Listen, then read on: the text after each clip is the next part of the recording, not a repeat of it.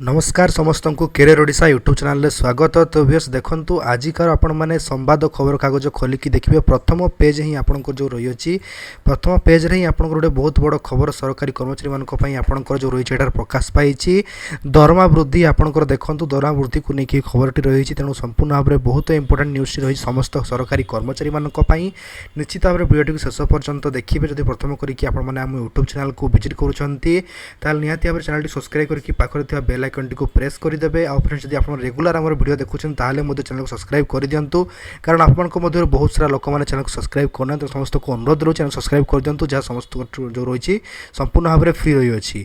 तबे आउट नक आरंभ करवा आज वीडियो लेट्स बिगिन। तो बेस देखो आजिकार संवाद पेपर आपने खोलिए प्रथम पेज जो रही देखो प्रथम पेज ही आप खबर जो रही खबर प्रकाश पाई आपंकर 30,000 को बढ़ी पारे आपंकर जो रही देखो ईपीएफ वेतन सीमा।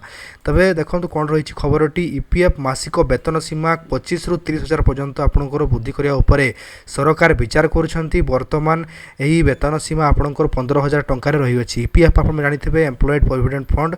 तबे एम्प्लॉय प्रोविडेंट फंड वर्तमान समय आपंकर 15,000 टंका रहुअछि किंतु सरकार यहाँ बढ़ाई कि आपंकर देखो 25 रु 30,000 पर्यंत आप करने जाऊँगी बोली आपंकर कहुई। तबे वेतन वृद्धि करागले अधिक अधिक श्रमिक और कर्मचारी मानक सामाजिक सुरक्षा परिसरभुक्त कर वेतन सीमा वृद्धि को चूड़ांत करने अंशीदार आलोचना चली। सहित कर्मचारी राज्य बीमा निगम ईसीएसआईसी वेतन सीमा वृद्धि विचार विमर्श चली। निकटरे आपंकर जो रही देखो निकटरे जो जातीय राजधानी अंचल कर्मचारी मानकर वेतन वृद्धि कर वेतन वृद्धि फल आपंकर देखो अनेक समस्या ईपीएफ योजन आपंकर बाद पड़ा सृष्टि हो आशंका सृष्टि कर अधिक अधिक लोगों को सामाजिक सुरक्षा प्रदान दे सरकार जो लक्ष्य कर प्रभावित हो पार। तबे आप जानते सेंट्रल गवर्नमेंट आपंकर 8 पे कमिशन लागू होती जहाँद्वारा कि सालारी आपको इनक्रिज हो पुणी काली आपंकर 2% डीए जो इनक्रिज है सालारी इनक्रिज हो तेणु समस्त को सामान हक देवाई सरकार निष्पत्ति ने कहते जो ईपीएफ रोचे ईपीएफ फंड को आपंकर सरकार 15,000 रु 30,000 करेंगे बोली घोषणा करिसेंती। अधिक अधिक लोक सामाजिक सुरक्षा प्रदान दे सरकार जो लक्ष्य रखिछन आपणकर पराहत हेबो। केवल सेतिकी नुहे सरकारी कर्मचारी राज्य बीमा निगम ईसीएससी और ईपीएफ कर्मचारी वेतन सीमा को गोटे करबा उपरे मध्य विचार करुछंती। माने आपणकर जेते भी कर्मचारी रहउछंती समस्तंकर गोटे आपणकर ईपीएफ रहिबो कहारी पई भी आपणको जो रही एठारे भेदभाव हेबो नाही।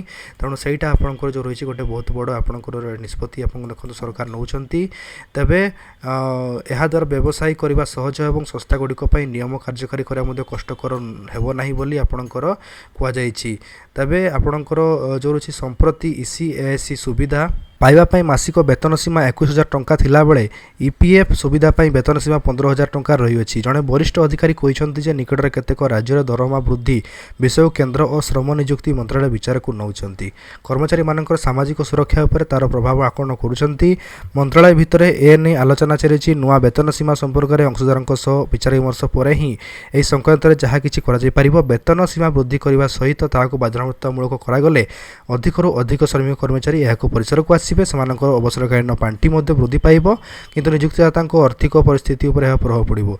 तेणु ईपीएफ केन्द्रीय सृष्टि बोर्ड आपंकर जो रही उपस्थान करने पूर्व समस्त अवगत करा पड़ो कहुई। तेणु जो रही ईपीएफ को आपंकर बाध्यतामूलक कहुई जहाँद्वारा कि समस्त कर्मचारी मैंने ईपीएफ सुविधा पाइपर कि देखो ए जो डिमेरिट हे आप निवेशक जो मैंने रही कारण ईपीएफ टी आप संपूर्ण भाव निवेशकों जो रही निर्भर रही है। तेणु यहाँ आपको कहुई। तेणु देखा सरकार कौन निष्पत्ति नौकरी निहाती भाव सरकार जो रही चिंता करुँच माने निहाती भाव ताकू लागू करेंगे कर्मचारी दरमा बढ़ो। तेज देखा जोग्य रही आपंकर निष्पत्ति आसूसी तेत पर्यटन आप चैनल को सब्सक्राइब करूँ जहाँद्वारा समस्त अगर आप अपडेट पाइपर वीडियो आपको भले वीडियो को लाइक करेंगे चैनल सब्सक्राइब करेंगे। देखा आप सहित नेक्स्ट वीडियो आपको थैंक यू आ गुड बाय।